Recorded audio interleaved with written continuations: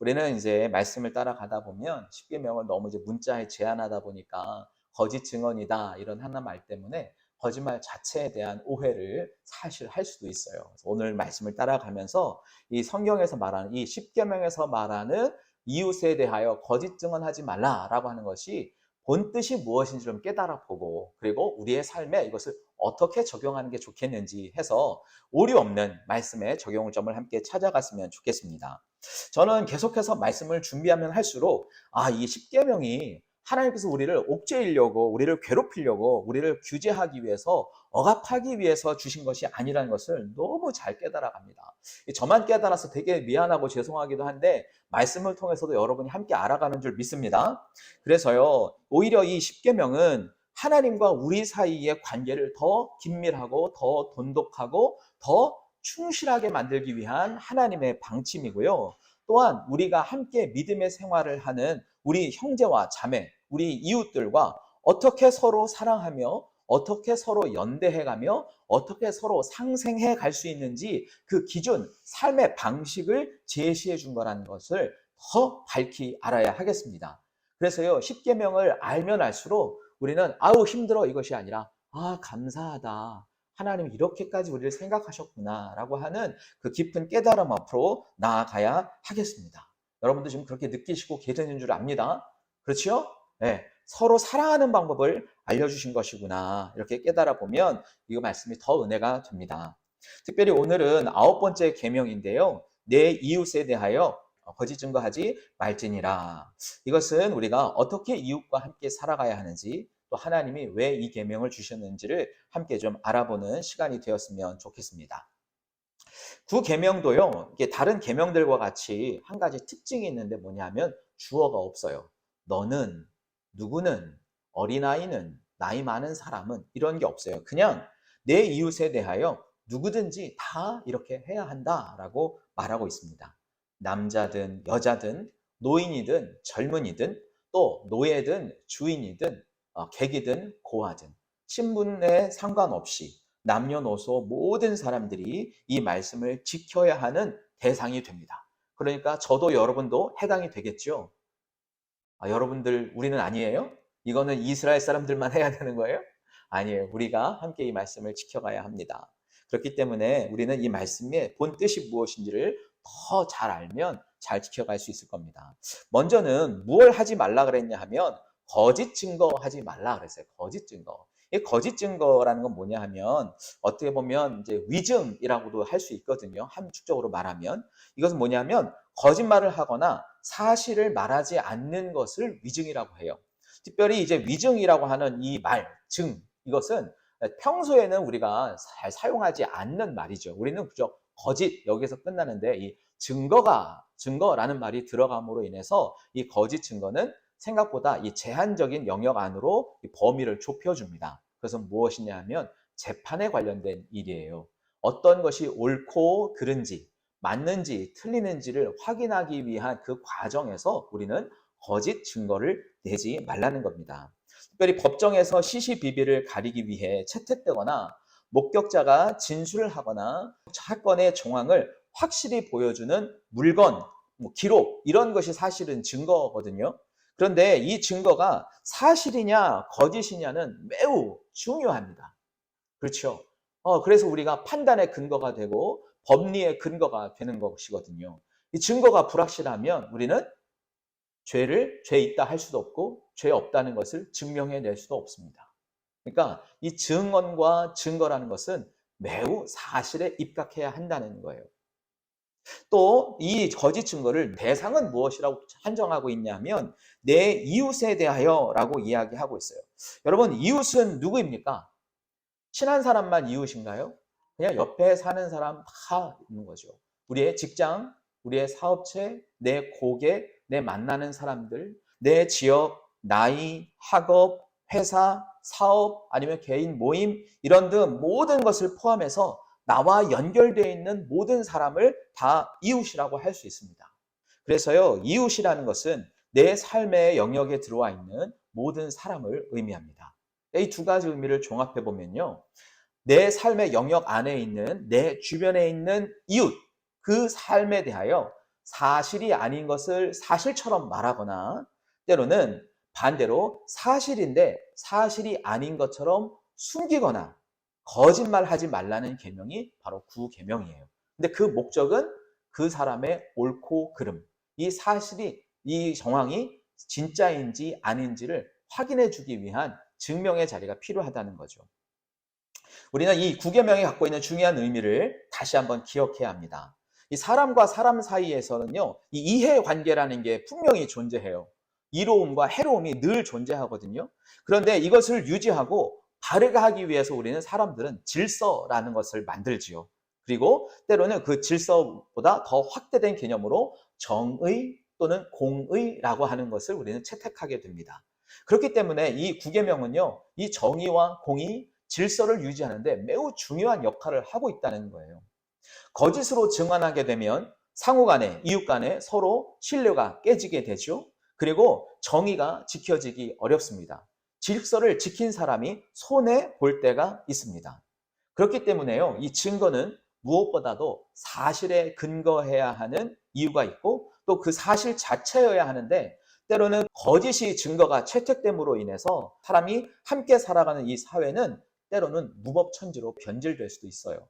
그리고 때로는 권력을 가진 사람이 자기 뜻대로 움직이는 사회가 되어버릴 수 있기 때문에 우리는 이 거짓 증거에 대해 굉장히 중요한 가치를 두고 지켜가야 합니다. 왜냐하면 그것이 나도 살고 이웃도 함께 사는 방법이기 때문이죠. 거짓 증거가 얼마나 위험한지를요, 성경의 이야기를 통해서 함께 살펴보았으면 하는데요. 아하방 이야기를요, 우리 주일학교 어린이들처럼 제가 영상으로 한번 좀 준비해 봤거든요. 함께 좀 보고 말씀을 나누겠습니다. 한편 아하방은 무언가에 정신이 팔려 있었어요.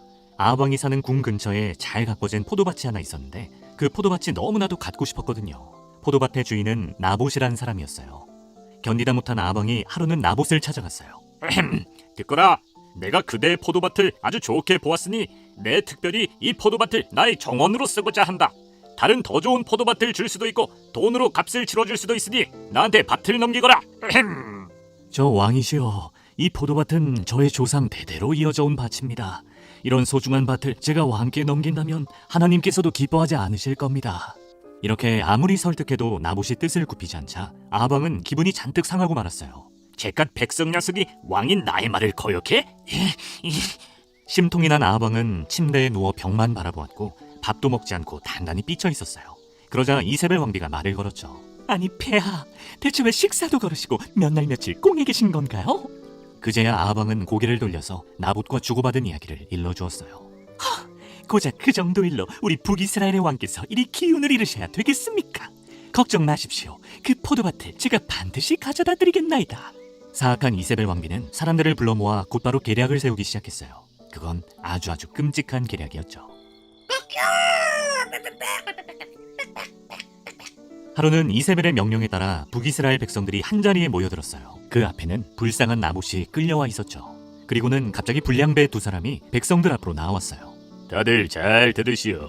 오늘 여러분을 이 자리에 모은 것은 우리가 저 나봇이란 자의 엄청난 죄를 목격했기 때문이요. 그렇소. 저 죄인 나봇은 위대하신 하나님과 아하방을 틈만 나면 욕하고 다녔어.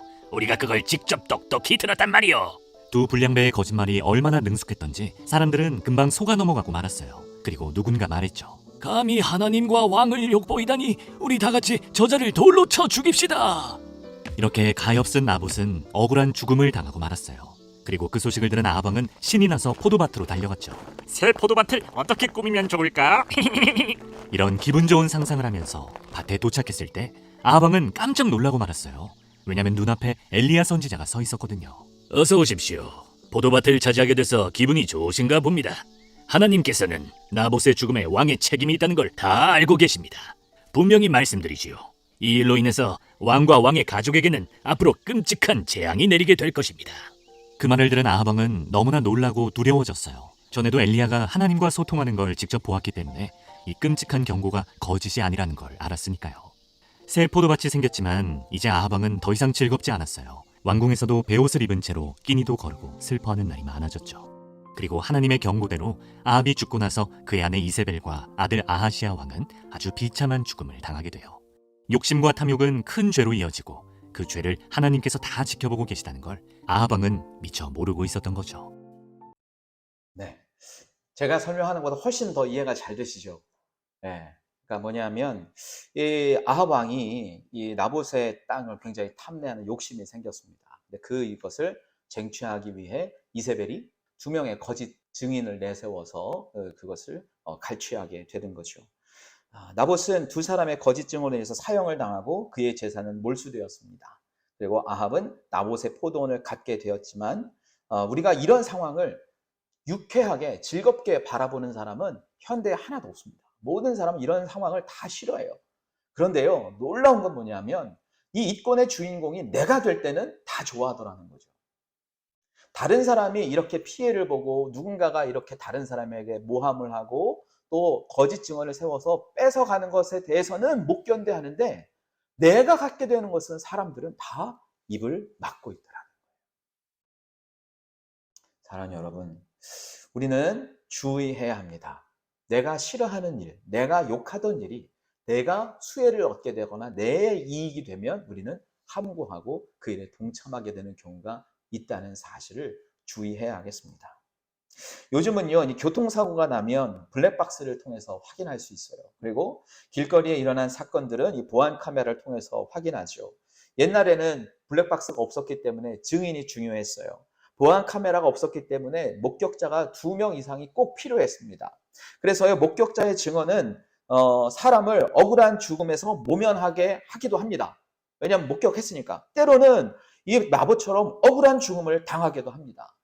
그래서 이 거짓 증언은요, 최초의 결과는 내 이웃에게 손해를 주고 그 이해 당사자, 이득을 얻게 되는 당사자에게는 도움을 얻게 되고 이득을 얻는 것 같지만, 오늘 나봇의 이야기의 끝을 보십시오. 하나님께서 다 알고 계시기 때문에 아합에게 그 죄가를 부메랑처럼 돌리십니다. 그래서 거짓 증언의 최초 결과는 이웃의 손해나 해를 끼치게 될 뿐만 아니라, 동시에 거짓 증언의 최후, 맨 마지막은 위증자의 멸망과 그 이권을 가진 그 사람에 대해 형벌로 멸망으로 다가오게 됩니다. 이 아합 왕 이야기는 이 사실을 무엇보다도 잘, 부계명에 대한 이야기를 잘 설명해 준 이야기입니다.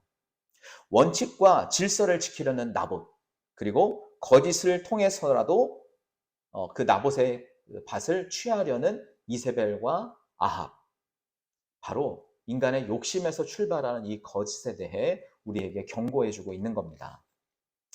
레위기 19장 15절 16절에는 이렇게 우리에게 이야기해 주고 있습니다. 너희는 재판할 때에 불의를 행하지 말며 가난한 자의 편을 들지 말며 세력 있는 자라고 두둔하지 말고 공의로 사람을 재판할지며 그랬어요. 그러니까 불의를 행하지 말고 가난하다고 해서 그 사람 편을 무조건 들어주지 말라는 거예요. 세력 있는 자라고 힘 있는 자라고 해서 그 사람을 두둔하지 말라는 겁니다. 재판은 공의로워야 한다는 거죠. 그래서요, 너는 내 백성 중에 돌아다니면서 사람을 비방하지 말며 내 이웃의 피를 흘려 이익을 도모하지 말라. 나는 여호와니라. 사람이요, 백성 중에 돌아다니면서 다른 사람을 비방하는 것, 그리고 내 이웃의 피를 흘려서 내 이익을 취하는 것, 그것이 바로 거짓 증언이라는 거예요. 여러분, 저도 모르게 또 우리도 모르게 사실 거짓 증언 하고 있지 않습니까? 여러분, 백성 중에 돌아다니면서 사람을 비방하지 말며 그랬는데, 사람이요, 2명 이상, 3명 이상 모이면 분명히 그 자리에 없는 사람은 이상하게 귀가 간지러워져요. 그렇죠? 그런데 이 모임이 여기 가면 이렇고 저기 가면 저렇고, 그래서 여러분, 모임은 절대 빠지면 안 된다 그러더라고요. 그날은 그 빠지는 사람이 도마 위에 올라간다. 여러분, 사람이라는 게 참 그렇죠? 우리도 모르는 사이에 남에 대해 뒷이야기를 하는 경우들이 있습니다. 그것도요, 사실이 아닌 근거와 추측으로 하는 경우도 생각보다 많아요. 이게요, 거짓말이라는 게요, 돌아다니면서 살이 찌더라고요. 처음에는 아주 사소한 거였는데 나중에 보면 정말 죽여도 마땅한 사람이 되는 경우가 있게 됩니다. 여러분, 그것이 거짓 증언이죠. 왜냐하면 그 사람에게 위해가 되고 어려움에 닥치게 되니까요. 그것뿐만 아닙니다. 직장에서요, 보면 부하 직원이 이상하게 상사들을 늘 험담하더라고요. 상사들이 부하 직원을 험담하는 경우는 생각보다 적어요. 오히려 부하 직원들이 상사들을 생각보다 많이 험담을 하는 것을 우리는 알고 있습니다. 이것도 사실은 사실이 아닌 거죠. 그 나름대로의 상황이 있는데 거짓말을 하게 된 경우 있죠. 그리고 맞장구를 안 치면 나도 따돌림을 당할까 봐 그렇게 되는 경우가 있습니다. 또 사실을 교묘하게 바꾸거나 또 내게 이익이 되기 위해서 과장을 하거나 또는 축소하기도 합니다. 예를 들면 과대 포장을 하거나 과잉 광고 같은 것도 물론 마찬가지겠죠. 정확한 사실을 전달해야 되는데 내가 유익한 쪽으로 왜곡해 버리는 경우도 있습니다. 또 우리는 제일 주의해야 되는 게 사실 여부를 확인하지도 않고 마치 사실인 것처럼 말하는 경우가 있고 이것을 전파하는 경우도 있습니다. 그리고 조금 더 위험한 게 있는데요. 뭐냐면 다수의 의견이라고 해서 마치 사실을 감추고 선동이나 아니면 여론몰이 같은 것을 통해서 이것이 진리인 것처럼 호도하는 경우가 있습니다. 이런 것도 매우 주의해야 할 하나입니다. 왜냐하면 제가 말씀드린 이 모든 것들을 통해서 누군가는 우리 이웃에게는 큰 위기와 생명의 위협도 닥칠 수 있기 때문인데 그것은 이웃이 아니라 어느 날 내가 될 수도 있기 때문인 거죠. 우리는 그리스도인으로서 하나님 앞에서 바른 양심을 가지고 사실에 근거하여 전하고 말하고 증언해야 할 줄 믿습니다. 그래서 우리가 하나님의 공의, 하나님의 법질서, 하나님이 관심 있어 하시는 모두가 함께 살아가는 안전한 질서와 정의를 이루는데 함께 기여하는 저와 여러분 되기를 바랍니다. 정신건강의학자이신 권순모 원장님께서 이게 신문에 기고한 글이 있었어요. 거기 보니까 사람들이 거짓말을 지속하는 3가지 이유가 있다고 합니다. 첫 번째는 뭐냐면 거짓말의 중독성이에요. 거짓말하면서 즐거워지고 기뻐지는 거죠. 어떠한 예가 있느냐 하면 여러분 동화 중에 양치기 소년 이야기 알죠? 거짓말을 한번 했는데 사람들이 막 움직이는 게 재밌어요. 그래서 또 거짓말하고 또 거짓말하게 되는 거죠. 이것은 이제 거짓말을 통해서 내가 얻게 되는 어떤 쾌감과 내 즐거움을 위해서 거짓말을 반복하는 이 중독성 때문에 사람들은 그 거짓말의 횟수를 늘려가거나 그 거짓말의 크기가 점점 부풀려진다는 것을 알 수 있습니다. 또 두 번째는요, 개인의 불리한 상황을 벗어나기 위해 거짓말을 한다고 합니다. 자신의 능력을 과장하거나 또 낮은 자존감을 극복하기 위해서 거짓말을 하는 사람들이 있는데요. 이런 사람들은 거짓말을 함으로써 자기가 부족한 것을 다른 사람에게 감추고 또 다른 사람의 관심을 오히려 받으려는 욕구에서 이렇게 거짓말을 사용한다고 해요. 또 그리고 세 번째는 거짓말을 마치 진실로 받아들이는 망상의 경우가 있다고 합니다. 어떤 경우에는 인격장애라고도 표현되기는데 이 병적인 거짓말인 거죠. 그래서 어떤 목적을 가지고 거짓말을 하는 수준을 넘어서 거짓말 자체를 사실로 믿어버리는 거예요, 본인이. 그리고 본인은 그 허구의 세계가 사실이라고 생각하기 때문에 어떠한 죄책감이나 후회도 없이 범죄를 저지르는 일들도 있다는 겁니다. 저는 이 세 번째 같은 경우에는 요즘 이제 그 화두가 되고 있는 이 묻지마 살인, 용의자가 그의 망상 때문에 그 주변에서 자기를 괴롭히는 사람이 있다는 그것이 사실로 여겨져서 그들을 해하려고 했다는 것을 보면서 이것은 망상이라고 하는 것은 질병이기 때문에 치료를 받아야 되는구나 라는 생각도 해보게 됩니다. 사실 뭐 저와 여러분이 거짓말의 중독성에 빠지진 않을 것 같고요. 또 거짓말을 사실로 믿어버리는 망상에 빠지는 경우는 없을 것 같고 그리스도인들도 모든 사람이 대체적으로 많이 노출되는 거짓말의 위험은 바로 개인의 불리한 상황을 벗어나기 위해 하는 경우가 많지 않을까 생각을 해봅니다. 어떤 대학에요, 4명의 학생들이 승용차를 타고 가다가 중간에 이곳저곳 들리면서 딴짓을 하는 바람에 수업에 늦어버렸답니다. 지각에 예민한 교수님 수업이었는데 이 친구들이 그만 그 수업에 늦어버린 거예요. 그래서 문을 삐걱하고 열고 있는 사이에 교수님이 왜 지각을 했는가? 라고 물어봤더니 한 친구가 갑자기 얘기하는 겁니다. 오는 길에 차 타고 오는데 타이어가 펑크가 나가지고 늦었습니다. 사실 거짓말이죠. 여기저기 돌아다니면서 온 건데. 근데 그 대답을 들은 교수님은 알겠다. 그러면서 넘어간 듯 보이자 학생들은 안도의 한숨을 쉬면서 각각 자리에 앉으려고 했습니다. 근데 그 순간 교수님이 말씀했어요. 네 사람은 각각 따로따로 떨어져 앉아보시게. 그리고 학생들에게 이렇게 합니다. 자, 자네들에게 퀴즈를 내겠네. 타고 온 자동차에 어느 쪽 타이어가 펑크 났는지 각각 답을 써서 제출하게나. 교수님의 예측하지 못했던 질문에 결국 학생들은 거짓말이 들통나고 말았습니다. 여러분, 이 거짓말이라는 게요, 이제 순간의 위기에서 나를 보호하기 위해, 나를 안전하기 위해, 잠시 벗어나기 위해 하게 됩니다. 대부분의 사람들은. 또는 내가 어떤 필요한 목적을 이루기 위해서 거짓말을 하게 됩니다. 하지만요, 이것은 그 순간만 모면하면 되겠지, 그 순간에 나만 보호하면 되겠지 하는 얄팍한 계책이지 문제 자체를 해결하는 방법은 아닙니다. 위기의 순간에 우리가 해야 할 일은 무엇이겠습니까? 그냥 솔직하게 인정하고 용서를 구하는 일. 그것이 어쩌면 진실을 마주하는 용기가 아닐까 생각해 봅니다. 여러분, 무엇보다도요, 우리는 이웃을 해롭게 하는 거짓을 좀 거부했으면 좋겠습니다. 내가 진실을 말하지 않고 거짓 말함으로써 공의나 정의, 질서가 훼손되는 일을 우리는 마땅히 거부해야 합니다. 내게 직접적인 이해가, 직접적인 피해가 없다고 해서 이웃에 대하여 거짓 증언을 하는 일을 피하십시오. 또 때로는 내게 대단한 이득이 생긴다고 해서 내 이웃에 대하여 거짓 증언을 하지 마십시오. 내가 거짓으로 얻게 되는 그 이득만큼 내 이웃은 피눈물 나는 고통을 경험해야 합니다. 때로는 자기 재산을 다 빼앗겨야 합니다. 심지어는 나봇처럼 목숨을 잃어버릴 수도 있기 때문입니다. 잠언 25장 18절은 우리에게 이렇게 경고하고 있어요. 자기의 이웃을 쳐서 거짓 증거하는 사람은 방망이요, 칼이요, 뾰족한 화살이라. 방망이고 칼이고 뾰족한 화살, 이게 뭔지 아십니까? 흉기예요, 흉기. 사람을 죽일 수 있는 흉기라는 겁니다. 입장 바꿔 생각해 보십시오. 누군가가 우리 중에 나봇이 된다면, 여러분이 나봇이 된다면, 우리의 가족 중에 나봇 같은 어려움을 당하는 사람이 생긴다고 생각해 보십시오.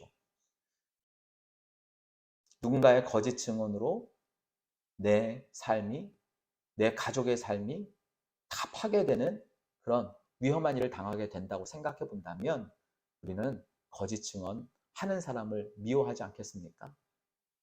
근묵자흑이라는 말 알고 계시죠? 먹을 가까이 하면 어딘가에 먹이 묻게 됩니다. 우리는요, 그렇기 때문에 거짓과 마주대하지 말고 진리와 거룩하신, 그리고 또 정직을 더 가까이 하는 삶을 살아가면 좋겠습니다. 내 욕심을 위해서라면 다른 이의 피해나 손해는 당연한 것이야 라고 하는 생각을 좀 버리셨으면 좋겠습니다.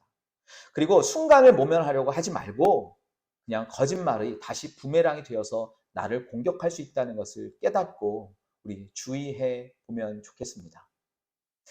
무엇보다도 날마다 이 진리이시고 거룩하신 하나님 앞에 서서 나와 자신을 비추어 보는 우리 모두가 되었으면 어떻겠습니까? 어쩔 수 없어요. 아침에 일어나서 우리가 거울을 보며 내 자신의 모습을 살피듯 우리는 하나님 앞에 서서 진리이신 하나님 말씀의 기준을 두고 우리의 삶을 날마다 돌아보는 것밖에는 없습니다. 자꾸 먹에 가까이 하지 마시고 자꾸 빛에 가까이 하십시오. 진리와 가까이 하십시오. 진리와 정직과 공의의 기준이 되시는 그 하나님과 말씀 앞에 날마다 섬으로써 우리의 삶의 기준을 그 하나님의 진리로 삼아가는 것, 그것이 자꾸만 노출되는 거짓에게서 우리를 보호하는 보호 방법이 될 것입니다. 동시에요, 우리의 연약함과 모자람을 인정하는 용기가 좀 필요하지 않을까 생각해 봅니다. 대부분의 사람들의 거짓말 또는 핑계를 대는 이유는요, 자기 자신에 대해 솔직하지 못하기 때문이에요. 아까 말씀드렸던 낮은 자존감 때문인 거죠. 내가 이것을 감추어서라도 다른 사람에게 좋게 보이려고, 대단하게 보이려고, 내 실수를 감추고 내 연약함을 감추려고 하는 그 태도에서부터 문제가 생기기 시작하는 거죠. 사랑하는 여러분, 그러니까요, 우리 자기 자신에 대해 솔직해 보면 좋겠습니다. 그리고 순간만 모면하려는 거짓과 타협하지 마시고 나를 위한 거짓말 주의하시기 바랍니다. 저도 마찬가지예요. 우리 함께 용기를 내면 어떻겠습니까? 우리의 모자람을 인정하고 우리의 모자람을 하나님의 은혜와 하나님의 긍휼로 채워가면 좋겠습니다. 그래서 하나님의 완전하신 만큼 우리도 하나님을 통하여 완전에 이르기를 바랍니다. 하나님의 정직에 함께 동참하고, 그래서 거짓으로부터 우리는 모두 다 떠나서 참이신 하나님 앞에 하나님 백성으로 이 땅을 살아가는 믿음의 사람, 거짓과 멀어져 있는 정직한 사람으로 함께 살아가는 종합교회 공동체 되기를 예수님의 이름으로 축복합니다.